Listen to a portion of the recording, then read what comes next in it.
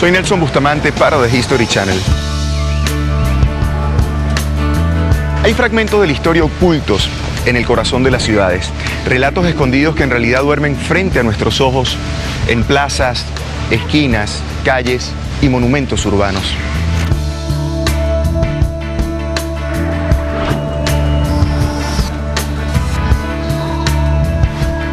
La ciudad nos está llamando, porque siempre hay una historia escondida en la jungla de cemento. Y hoy vamos a revelarla.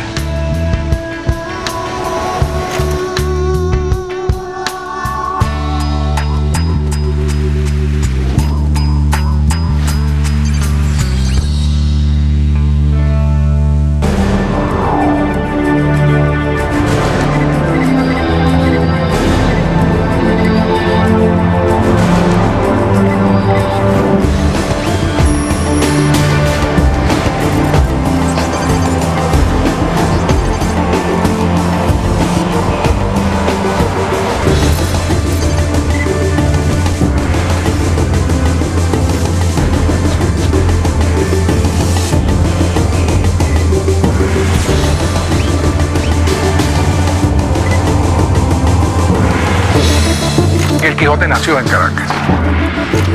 Le cortaron la cabeza. Bolívar era masón. Hitler entró en Austria. Amaneció partida en dos. Momificó a sus hijos. Es una estrategia militar. Nos pusieron la bomba en el coche.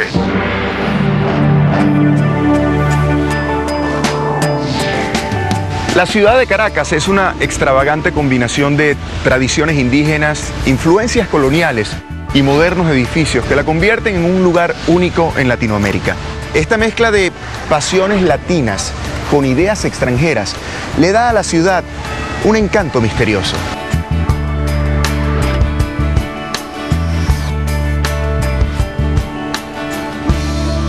Iniciamos nuestra búsqueda aquí, justo donde todo comenzó, en la Plaza Bolívar. Este fue el lugar elegido por don Diego de Lozada para fundar Caracas en 1567, luego de recorrer un largo camino desde la costa. Vamos a retroceder hasta aquellos días para recorrer el camino de los españoles, un sitio que se mantiene como testigo de la hazaña del Quijote venezolano.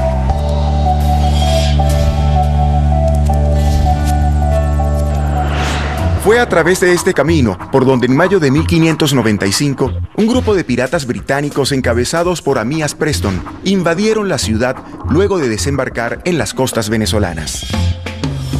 Amías Preston era un pirata al servicio de la reina de Inglaterra. Su trabajo era acumular riqueza en el nombre de la reina de Inglaterra. Y dentro de esos lugares que quiso atesorar fue la ciudad de Caracas, ¿no? Para aquel momento se avisaba de cualquier emergencia en la ciudad a través de un tiro de mosquete. Y se va repitiendo en cada una de las redes de fortificaciones. La gente de Caracas acude hacia un lugar del Camino de los Españoles, que es el Fortín del Medio, también conocido como San Joaquín, la Cuchilla o la Atalaya, donde es un sitio ideal para hacer una emboscada, debido a que el camino pasa entre dos montañas. Esta edificación se encuentra al lado del Camino de los Españoles y sirvió como una fortificación de aduana. Estamos en lo alto del camino. Don Andrea de Ledesma anduvo todos estos caminos, específicamente el del lado norte, que fue precisamente donde tuvieron gran parte de los acontecimientos de él con los piratas de Amías Preston. Los piratas lograron esquivar la resistencia de soldados y vecinos de Caracas, pero antes de llegar a la ciudad, los aguardaba un inesperado y solitario contendiente. Tal vez, los hombres de Amías Preston fueron los protagonistas involuntarios del nacimiento de la mayor obra de la lengua castellana. No encuentra resistencia, sin embargo, llegaba un hombre que, armado solamente de una lanza y sobre una mula, le hace frente. De hecho, este hombre es don Alonso Ledesma, quien era un anciano y simplemente armado con su lanza le hace frente como un Quijote. Alonso Andrea de Ledesma era uno de los fundadores de Caracas. Nació en Extremadura, en España. Se vino como a los 20, 22 años a América, a las Indias. Primero estuvo en Santo Domingo, después vino a Coro en Venezuela. Era, por supuesto, un hidalgo, un fabricante de espadas. Participó en muchísimas de los hechos importantes de la conquista de Venezuela. Y luego, a los 58 años, tuvo lo que lo hizo entrar a la historia. En esa época, tener 58 años era ser muy viejo, pero tomó una decisión increíble, que fue el defender él solo la ciudad frente a un ejército que se le venía encima.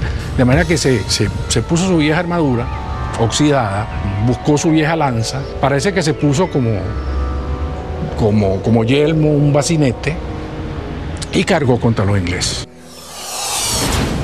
Aquella que se ve allá arriba es la fortificación denominada Castillo Negro. Es muy posible que don Antonio Ledesma se haya sentado allí a mirar gran parte de su solitaria aventura y también su solitaria victoria, porque estoy seguro que la tuvo. Por la valentía demostrada, Preston le manda a perdonar la vida. Sin embargo, don Alfonso Ledesma empieza a atacarlos y hace daño con su lanza. Y no le queda más remedio que darle un tiro en el pecho y matarlo. El capitán Preston, admirado del valor de aquel hombre, ordenó honores militares. Lo llevaron hasta la ciudad, en el viejo cementerio que estaba al lado de la catedral, y lo enterraron con honores. Una vez eliminado don Alonso de Ledesma, los piratas entraron a Caracas.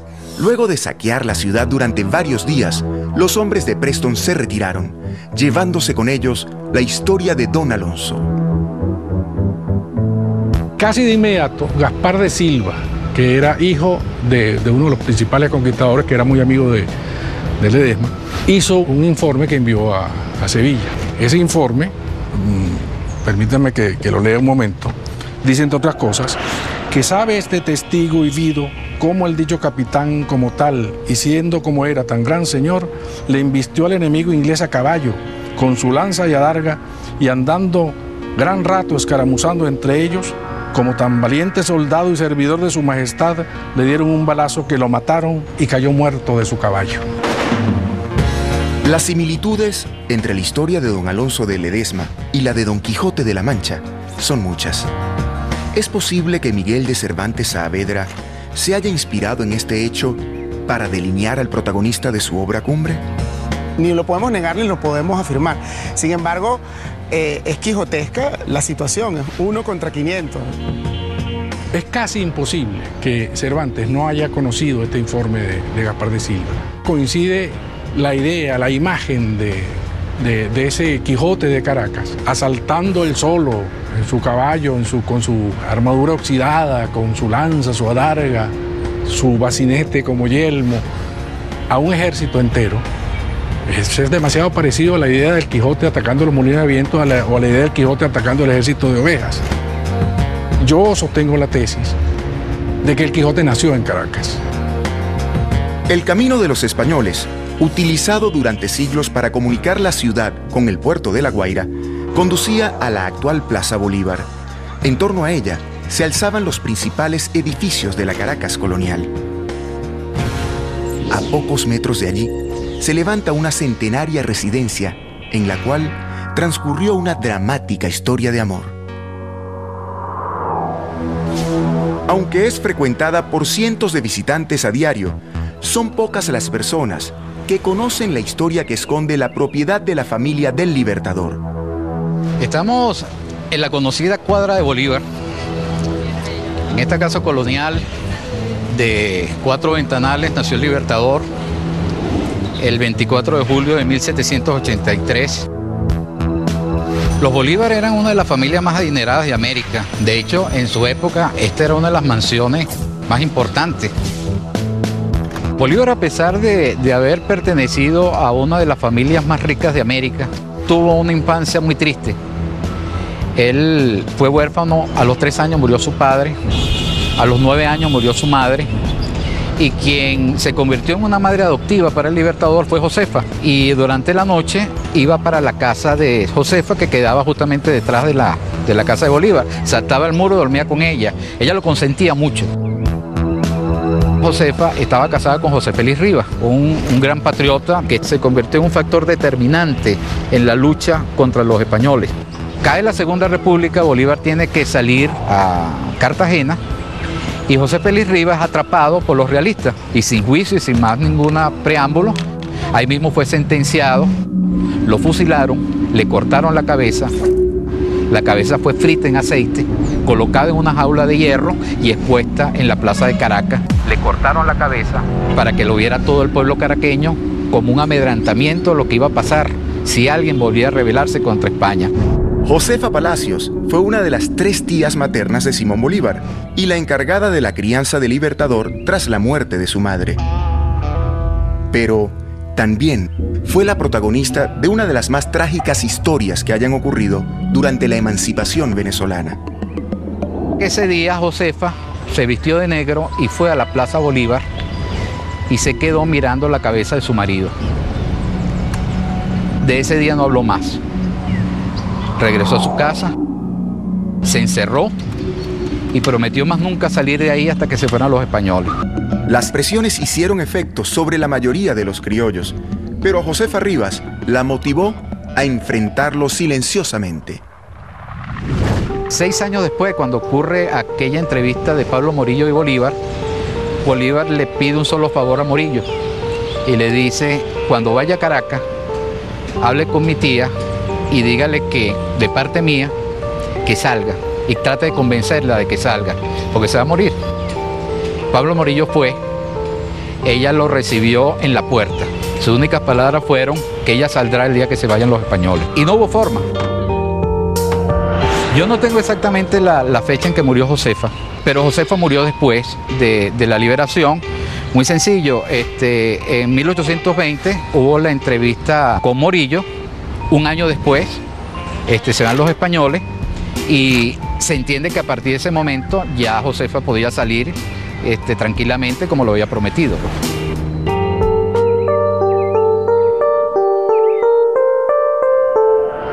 La de Josefa Palacios no es la única historia oculta en la vida de la familia de Simón Bolívar. Más adelante conoceremos una trama de logias, reuniones secretas e intrigas ligadas a los familiares del Libertador y que se esconde aquí, en el gran templo masónico de Caracas. Luego seguiremos los rastros del enigmático Dr. Nock y sus momias. Todo esto al regreso en Historia Secreta.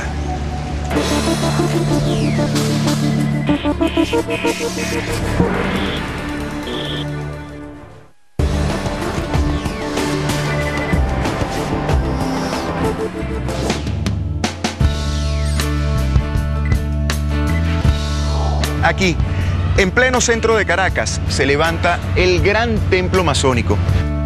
En sus entrañas se esconden las pistas de una vinculación desconocida de Simón Bolívar con las logias secretas.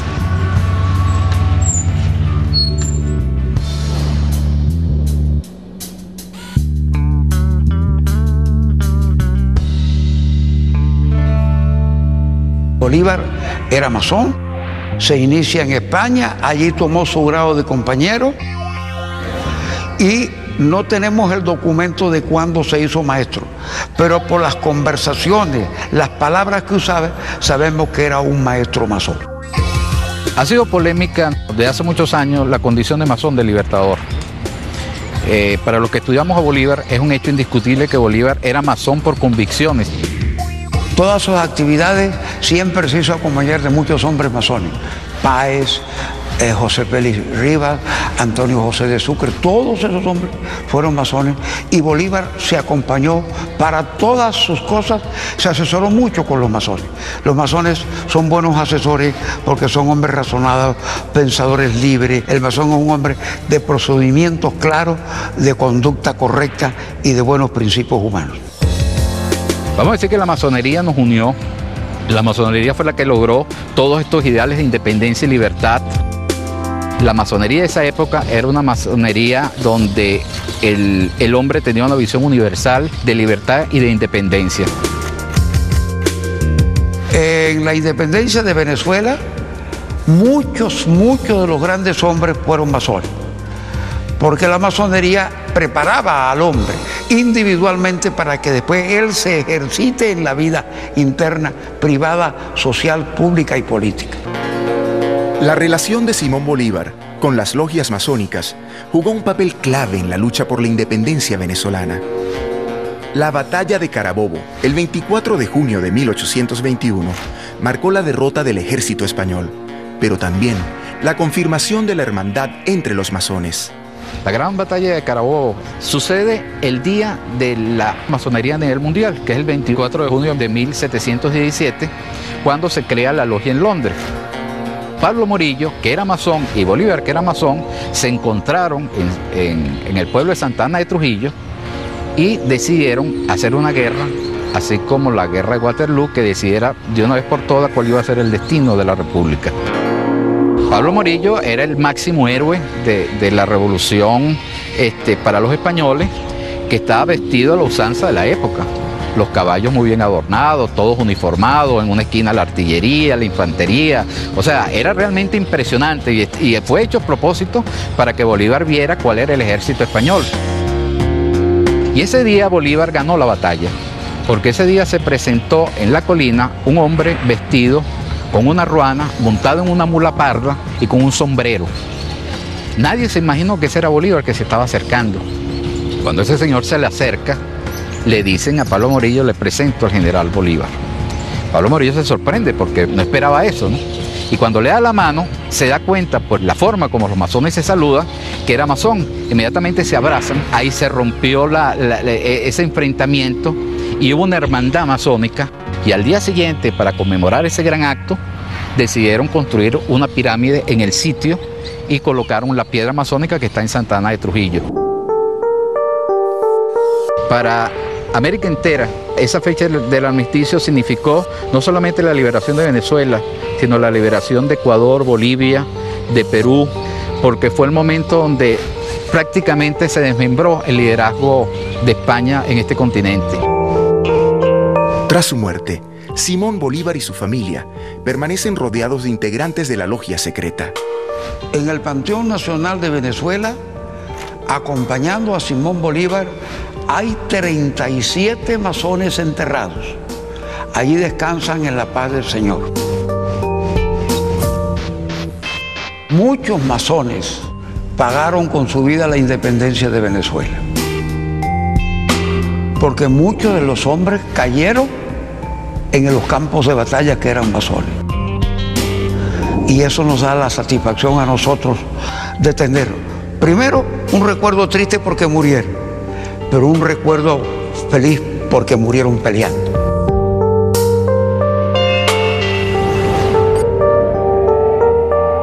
Hacia el norte de la ciudad, en las alturas del Cerro del Ávila, encontraremos otro relato que involucra también a restos humanos.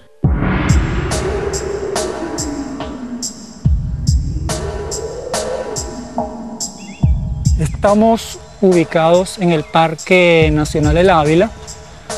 Este es el mausoleo del doctor Gottfried Noge. Era un médico alemán que vino desde su natal Alemania en el año aproximadamente 1840 con su familia. Después de unas largas jornadas en el hospital de atención de niños enfermos, él solía hacer largos paseos a caballo por la zona de Galipán. De ahí se fue enamorando del cerro y de su selva. Como era un poco excéntrico el médico, decidió alojarse y construir su casa aquí. Lo habían contratado para atender en un hospital de La Guaira, pero pronto encontró la forma de desarrollar su ciencia oculta. En su laboratorio preparó una fórmula para momificar a los cadáveres que él conseguía del Hospital San Juan de Dios. Uno de los cadáveres cayó de la mula del caballo donde lo traía, se le rompió la cabeza y le quedó solo el cuerpo. Luego él trabajó con esa parte del cuerpo para diseñar una fórmula que le permitiera momificar. Poco a poco, comenzó a perfeccionar sus técnicas de momificación, por lo que decidió refugiarse definitivamente en su hacienda del Cerro Ávila, lejos de las miradas indiscretas de la ciudad. Aparentemente hizo dos tipos de fórmulas, uno que la colocaba aún cuando las personas estaban con vida o les quedaba poca vida y las inyectaba en la yugular de las personas para que el líquido le corriera por todo el cuerpo. Esa es una de las fórmulas. Y la otra era la que utilizaba para momificar después de la muerte. Se cuenta que él momificó a un expresidente de Venezuela, a un guardia civil, a varias personas, y lo colocó a una de esas personas en su casa durante muchos años. Estuvo sentado en su escritorio hasta que por fin le dieron cristiana sepultura. También él tenía abajo en su hacienda un guardia parado en la entrada momificado, y aquí también tenía un perro ubicado también momificado. También momificó a un criminal que le decían el pescado de oro y que lo colocó detrás del mausoleo donde él hizo las urnas, donde colocaría los cadáveres momificados de su familia, y colocó a ese criminal allí para proteger que no le irrumpieran en el local. En estas 6 criptas, primero él momificó a su esposa, a sus 2 hijos, a su yerno, y después a él lo momificó su ama de llaves, que le dejó por supuesto la fórmula. Tras la muerte del Dr. Notch, la enfermera Weyman quedó a cargo de custodiar la propiedad y el laboratorio. La mujer vivió 25 años más, durante los cuales recibió a distintos visitantes que buscaron, infructuosamente, conocer el secreto. Pero ella nunca lo reveló. Él tenía 2 enfermeras, una de ellas lo siguió hasta mucho después de morir. Él dejó preparada su fórmula para momificarse él, que se la aplicó a Malí, que era la enfermera, y dejó preparada la dosis para que ella misma fuese momificada. Amalí habló con el cónsul alemán de aquella época solicitando que ella no quería ser momificada, sino que quería ser cremada. Sin embargo, el cónsul decidió momificarla también y encerrarla también en el mismo mausoleo. Cerró las puertas y tiró las llaves al mar. Allá abajo en las ruinas de la hacienda, que es donde él vivía, esa fue totalmente saqueada, rotos todos los pisos para buscar a ver si se veía algún tesoro escondido, y hasta ahora que yo sepa no he encontrado nada. Todavía hay científicos, médicos que quieren analizar y ver qué pueden conseguir al respecto. Realmente hay poca historia viviente de eso y solo quedan los restos, las ruinas de lo que fue el mausoleo y de lo que fue la casa. Todos quieren saber cuál es el secreto y lamentablemente esa fórmula se quedó con el doctor Noje en la tumba. Al regreso de Historia Secreta conoceremos el relato sobre 2 barcos que transportaron a un grupo de migrantes sin destino. También descubriremos el fallido atentado contra el expresidente argentino Juan Domingo Perón en una calle de Caracas.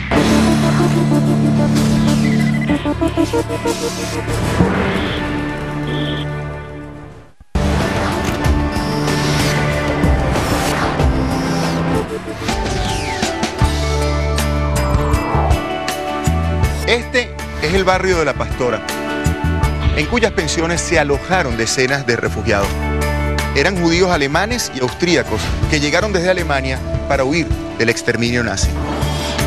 Rechazados por varios países por presión de la diplomacia de Hitler, su llegada a Venezuela puso en aprietos al entonces presidente Eleazar López Contreras.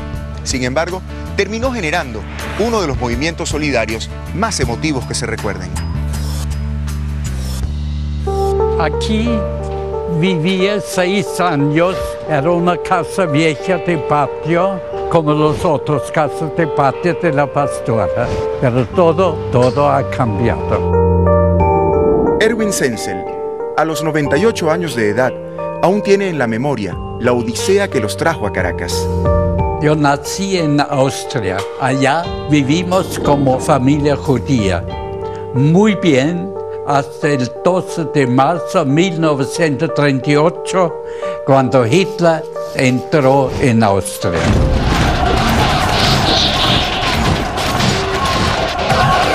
Todas las fronteras estaban cerradas, pero un día hubo en el periódico un aviso con $250 se puede ir en un barco charter a Barbados. En 1938 salieron de Hamburgo varios barcos con judíos que querían emigrar. Después de 21 días de un viaje bastante difícil, llegaron hacia la Trinidad y llegando se enteraron de que el gobierno no les permitía desembarcar. La gente estaba desesperada porque sabían que esta era su única y su última salvación. El capitán salió a alta mar y en ese momento les comentó a los pasajeros de que las órdenes eran que si no los recibían, él debía de echarlos al mar. A principios del año 39 estaban cerca de las costas de Venezuela y después de muchos telegramas y cartas y comunicación con judíos que vivían en Venezuela, tuvieron la ilusión de que podían ser recibidos en Venezuela. Las leyes venezolanas le prohibían al general Eleazar López Contreras autorizar el ingreso de judíos al país, pero su sentido humanitario y los ruegos de su esposa lo impulsaban a admitirlos. Oí muchas veces el comentario de mi padre diciendo que las presiones que él recibió para no recibirlo no fueron externas, sino internas. Habían personas dentro del país, no sé si por razones económicas o políticas, que le parecía que era comprometerse en un momento tan difícil. A las presiones internas se le sumaba una intensa presión de la diplomacia alemana. Inclusive yo tuve la oportunidad de ver una carta que se encuentra en la Cancillería enviada por el gobierno alemán, firmada por el propio Hitler, en el cual se le explicaba al gobierno venezolano que por ninguna circunstancia debía de aceptar refugiados de origen judío aquí en Venezuela. La comunidad venezolana, al enterarse del suceso, comenzaron a presionar al gobierno, comenzaron a escribir en la prensa por qué no se recibía a estos refugiados, que eran profesionales, eran gente con oficio, sabían que eran gente tranquila, que lo que buscaban era un segundo hogar, una segunda oportunidad para vivir. Yo pienso que a mi papá le fue, aunque difícil políticamente, fácil la decisión, porque él me relataba que él se sentía que era algo judío. Hasta me llamó Eleazar, que es un nombre bíblico. Y dice, algunos de mis antepasados deben haber sido judíos, porque no solamente los admiro por su valor y su temple, ¿no es verdad?, en momentos difíciles, sino que me siento muy identificados con ellos por las penurias que están ocurriendo. Llegaron a medianoche y los habitantes de Puerto Cabello, al saber que estaban llegando, prendieron todas sus casas y salieron camiones y carros a iluminarles la llegada. Los inmigrantes judíos observaron asombrados la calurosa bienvenida de parte de los caraqueños. Entonces estas personas que venían del horror de ser perseguidos llegaron a un país donde se les recibía de esa manera. Cada una de las familias trató de llevarse a alguien de los 86 a su casa y se les ayudó en menos de un mes. Ya todos estaban empleados, ya todos tenían un hogar por lo menos a donde estar. Mi madre cuenta que ella se interesó mucho cuando llegaron los del Königstein y estaban en Mampote, y no solamente organizó que subieran camiones con víveres, agua, etcétera, etcétera, y camas con colchones, que pensaba que era lo más inmediato, sino que ella los acompañó y los conoció. Los primeros días en Venezuela eran en Mampote. Nunca teníamos hambre. Vinieron víveres de todas partes, vino plata de las organizaciones judías de América. Y poco a poco nos fuimos a Caracas. Caracas era muy distinto, era el mejor pueblo venezolano que uno puede imaginarse. De los 165 refugiados del Königstein, solo 156 llegaron a Mampote. Los 9 restantes habrían sido espías enviados para sembrar células nazis en Sudamérica. Y sí se sabe que en la tripulación viajaban agentes de la Gestapo. La idea era de que ellos tenían que controlar toda la situación. Ahora, ¿qué pasó con ellos? ¿De qué manera ambos capitanes lograron controlarlos de manera que no interfirieran en sus actividades? Nadie cuenta de eso. Aquellas familias judías no fueron las últimas en llegar hasta estas costas en busca de protección. En 1955 se presentó aquí otro perseguido político, el expresidente argentino Juan Domingo Perón. Lo que nadie imaginaba era que sus enemigos seguirían su rastro hasta Caracas para amenazar su vida.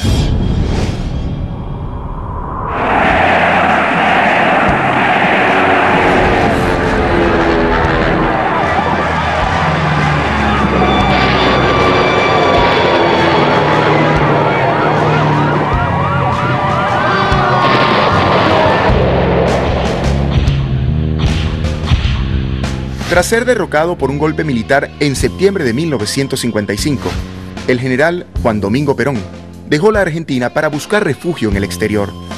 Luego de hacer escala en varias ciudades de Sudamérica, se instaló en Caracas. Sin embargo, sus enemigos estaban dispuestos a seguirlo hasta aquí para acabar con su vida.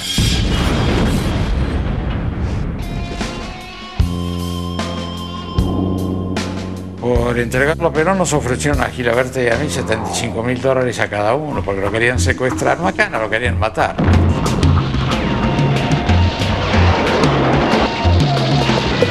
Ramón Landajo e Isaac Gilaberte fueron las personas de mayor confianza del general Perón durante su exilio en Venezuela. Nos vamos Gilaberte y yo a vivir enfrente. Nos turnábamos para vigilar la entrada de la casa. No confiábamos tampoco en la seguridad nacional, porque tal como nos quisieron sobornar a Gilaberte y a mí, podían sobornar a cualquiera. Recuerdo que Pérez Jiménez dice, bueno, yo voy a poner toda la gente y le garantizo, general, que a usted no le va a pasar nada. Nosotros ya teníamos la información de que iban a atentar contra Perón. Ya nos había llegado de Buenos Aires, había llegado el detalle y hasta fotografías de gente que iba a llegar y que, bueno, hubiéramos podido abortar todo eso antes. Pero Perón dice, bueno, vamos a terminar todo esto. ¿Quieren terminar con Perón? Nosotros vamos a terminar con ellos. El plan para asesinar al general argentino se llevaría a cabo durante su paseo por el Parque Los Caobos. Pero algo alteró los cálculos. Esa noche estuvimos festejando. Se cantó la marcha, se cantó el himno nacional, más o menos alrededor de la 1:45, me acuerdo, se apagaron las luces. Bueno, ya estaba programado que teníamos que dejar el coche ahí frente al edificio Cosmari, en el edificio que vivíamos nosotros, como lo dejábamos siempre, el auto del general, ¿no? O sea, siempre lo revisábamos. Y las bombas se las pusieron debajo. 2 bombas en el tren delantero abajo. Cuando entraba en la autopista iba corriendo, lo hacían detonar y ¡bum!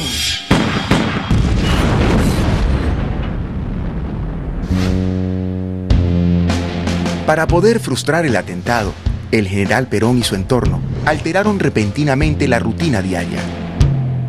Al día siguiente, a las 7 de la mañana, habíamos programado ir a comprar carne para un asado en Quinta Mema. En este interín, Gilaberte agarra y se escapa, sale. Ya había pasado media hora y bueno, como era mi costumbre, me voy para el diario. Llego al diario y me agarra uno de los redactores y me dice, así que hicieron un atentado a la madrugada contra Perón. Y en eso suena el teléfono. Y es Isabel que me llama y me dice, el general le va a hablar, el general le va a hablar. Hijo, lo que usted esperaba, dice, se produjo. ¿Qué pasó, general? Nos pusieron la bomba en el coche. Venga para acá urgente. Llegamos a la Quinta Mema, Perón me dice, bueno, hijo, mire, nos pusieron la bomba así. Está todo filmado. Me alegro que no hayamos sido nosotros, porque lógicamente hubiera sido un día de luto. Pero también es un día amargo para la Embajada Argentina porque saben que no pasó absolutamente nada con Perón. Cuando estalla la bomba, no sé cómo lo percibe Gilaberte, abre la puerta justo en el momento que estalla la bomba. Y lo proyecta ahí a la vereda. Por eso no lo mató, pero sí rompió todos los vidrios a la redonda. Era una bomba magnética puesta que llevaba FM, fabricaciones militares. Era un asesinato programado por aquellos que estaban en la República Argentina en contra de Juan Domingo Perón. Por suerte, mientras que estuvimos nosotros al lado de Perón, nunca le pudieron hacer nada. El mismo año del atentado se terminó de construir el Hotel Humboldt. Descubriremos uno de los edificios más emblemáticos de la ciudad de Caracas. Además, nos encontraremos con la mágica figura de María Leonza, una leyenda que lleva a muchos caraqueños a arriesgar sus vidas solo para verla de cerca. Al regreso de Historia Secreta.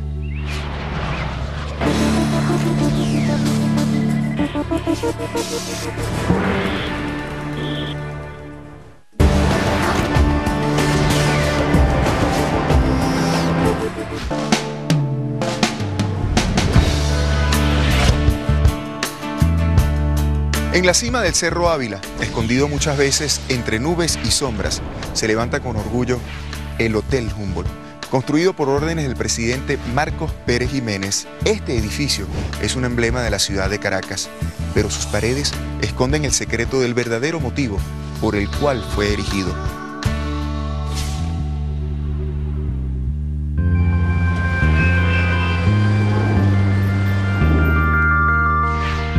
El Hotel Humboldt fue construido por Marcos Pérez Jiménez, que fue un gobernante de Venezuela, en el año 1956. Se distingue básicamente por su arquitectura circular, que destaca en el sistema montañoso del Ávila y llama mucho la atención desde el punto de vista arquitectónico, turístico, es algo majestuoso para Venezuela. Marcos Pérez Jiménez tenía un interés pronunciado hacia la parte militar, porque él era un general, él era de ese mundo. Y eso se nota en muchas de las construcciones que él dejó como producto de su gobierno. Buena parte de los venezolanos conocemos la historia desde el punto de vista turístico, arquitectónico, pero esa otra historia, si se quiere, estratégica, militar, no ha sido difundida. El primer edificio que hice fue para la electricidad de Caracas, edificio que impresionó muy bien. El día de la inauguración fue invitado Pérez Jiménez. Aparentemente quedó muy bien impresionado y me mandó a llamar con un ingeniero del ministerio para que proyectara el hotel arriba, en el Ávila. Era un hotel que se iba a servir por un teleférico especial. El arquitecto del Hotel Humboldt, tras medio siglo de silencio, revela el verdadero propósito de la construcción. Una de las conversas que yo tuve con el presidente Pérez Jiménez, que subió a ver los trabajos, él me dijo, mire, el teleférico, así como una noticia, el teleférico no es para un motivo turístico, el teleférico es una estrategia militar. Y me explicó que Caracas es un pequeño valle muy frágil, y así con este teleférico tendremos por lo menos la ventaja de poder movilizar 800 soldados a la hora. O sea que es estrategia evidente. El objetivo militar para el que estaba destinado el Hotel Humboldt fue mantenido en secreto durante años. Por eso, no se descuidó ningún detalle de lujo a la hora de diseñar la decoración.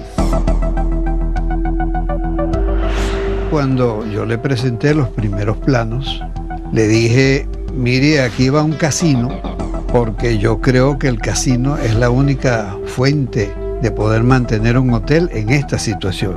Y él me dice, no, jamás en mi gobierno habrá casino. Yo me quedé frustrado al oír esa reacción tan categórica. Sin embargo, no dije nada. Durante la realización del proyecto, hice el espacio para el casino y lo llamé Boat, con todos sus servicios como casino, y hice una torre pensando la vista que tendrían los 360 grados que le ofrece a uno el sitio. Hice sencillamente unos 14 pisos quedaban unas 70 habitaciones. Debido a la caída del régimen de Pérez Jiménez, el Hotel Humboldt nunca fue terminado. Por ese motivo, pasó largas décadas de descuido y abandono hasta su reciente reactivación. Hay muchos elementos del Art Deco de los años 50, muy característicos de esa década. No solamente lo de los 50, sino un poco pues, la realidad de lo que ha sido la operación en un momento determinado del Hotel Humboldt y cómo nosotros pues, pretendemos en el futuro pues, mejorar y de algún modo reactivar toda esta belleza y este ícono de la ciudad de Caracas y lo que para Venezuela significa uno de los monumentos históricos más importantes del siglo XX. El Humboldt se ha convertido en un símbolo, no solamente valor turístico o valor arquitectónico, sino un valor sentimental, realmente. Antes de ser derrocado, el presidente Pérez Jiménez logró llevar a cabo una profunda reforma edilicia en Caracas.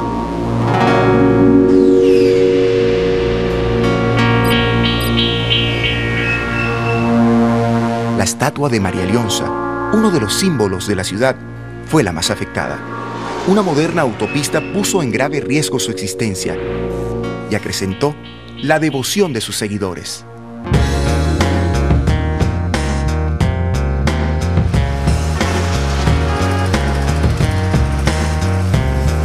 María Leonza está vinculada a unas comunidades indígenas de Yaracuy, a una zona muy hermosa, boscosa, que es donde la tradición dice que habitó María Leonza. Se menciona que María Leonza era la hija de un cacique de los Yaracuy que tenía como cierta seducción con una laguna. Parece que era una india de una gran belleza. Su padre, como maestro de la naturaleza, le decía que no se acercara a la laguna. Cuando ella se vio en la laguna, mostró en su espejo precisamente esa revelación estética y tanto la sedujo que nació dentro de la laguna una gran serpiente, una sierpes, ¿no? Menciona la leyenda pues indigenista que se le sancionó desde el punto de vista moral, quitándole la vida y convirtiéndola en una diosa para que respetara la visión mucho más celestial, de mucho más altura, que era cuidar la naturaleza y no tener una visión estética de sí misma. En 1953, la ciudad de Caracas decidió rendirle un homenaje oficial a la leyenda de María Leonza con una escultura en la Autopista del Este, cerca de la entrada de la Universidad Central de Venezuela. Para la tercera edición de los Juegos Bolivarianos se encarga entonces una escultura para que sea el pebetero de los Juegos Bolivarianos. Esa estatua la esculpió mi maestro Alejandro Colina. Yo estaba en un grupo de danza por los años 49, por ahí, y él me vio bailar y luego el boceto que él esculpió lo sacó de mi cuerpo y de mis rasgos. Él quería la fuerza que yo le emanaba, era muy importante para él. La parte baja es un tapir. El tapir está apoyado sobre unas serpientes que son dos anacondas. Está colocada las dos patas delanteras frente a una roca como el que mira hacia un abismo, ¿no? Y arriba pues está colocada María Leonza como tal, con el pebetero, mirando hacia el infinito. Los senos los tiene al aire, porque todo aquel que viene a la América, ella los amamanta. Está montada en una danta que es símbolo de los indios del sur y tiene en sus patas gruesas serpientes símbolos del odio, de la intriga y del egoísmo. Y ella lleva en alto un hueso pelviano, símbolo del supremo amor. Esta estructura que está acá es una pelvis de mujer. Simbolizaba para el artista la fertilidad. Antiguamente era de bronce y era donde estaba ubicado el quemador del pebetero. María Leonza, para el común de la colectividad, dejó de ser una escultura importante para ser un objeto de culto. Crea o no en el culto. María Leonza dejó de ser solo una leyenda indígena para convertirse en una imagen venerada por miles de venezolanos. De repente se convirtió en la diosa María Leonza, a la cual todo el país le rinde culto. Y no solamente todo el país, nos hemos encontrado con que las figurillas de María Leonza, réplicas justamente de esta escultura, se venden en otros países. Las ofrendas a la diosa produjeron un grave daño al símbolo más preciado del culto en Caracas. Las personas que le rinden el culto de alguna manera también ayudan al deterioro, porque hacen cuestiones indebidas, como por ejemplo trepar sobre ella para colocar coronas, abrir perforaciones para meter ofrendas internamente, porque la escultura es hueca. Y de hecho, cuando nosotros hemos quitado una de las tapas para poder hacer el curado de la escultura internamente, hemos tenido que sacar gran cantidad de ofrendas. Mientras más alta sea la colocación de la ofrenda, la creencia de los seguidores es que la promesa que cumple la diosa es de mayor rango. Consecuencia, ellos han agarrado piedras de sílice, que son piedras macizas, y han roto la pieza para escalarla y llegar hasta donde está la parte superior, que es donde está el símbolo de la pelvis, que es el símbolo de la fertilidad, y colocar la ofrenda, la corona arriba. Razón por la cual la pieza comienza a doblarse. Ella se inclinó primero un poco y luego fue que se partió. Amaneció partida en dos. Se reunieron y dijeron que se iba a caer. Y yo decía, bueno, si se cae, pero que déjenla que se caiga. El 6 de junio del año 2004 se fractura la estatua. La escultura se parte por la cintura, que era un sitio donde tenía mayor debilidad. Y a raíz de ese momento surge la emergencia de hacer su restauración. En el lugar original fue ubicada una réplica de la escultura, mientras en la Universidad Central de Venezuela se realiza la restauración de su fractura. Pero eso de que se cayó, no lo creo. Yo creo que en el fondo también fue una manifestación de ella para volver a renacer. La imagen de María Lionza es una puerta abierta que conecta a Caracas con su presente y su pasado. Su figura nos remonta a los tiempos de la fundación de Caracas, cuando el paisaje apenas estaba cubierto por los arbustos que le dieron nombre a la ciudad y todos sus secretos estaban por descubrirse. Las historias nos regresan al lugar de partida, aquí, donde nació la ciudad de Caracas. Nuevos relatos desconocidos esperan para ser descubiertos, porque recuerden que siempre habrá una historia escondida en la jungla de cemento. Soy Nelson Bustamante para The History Channel. Gracias por acompañarnos.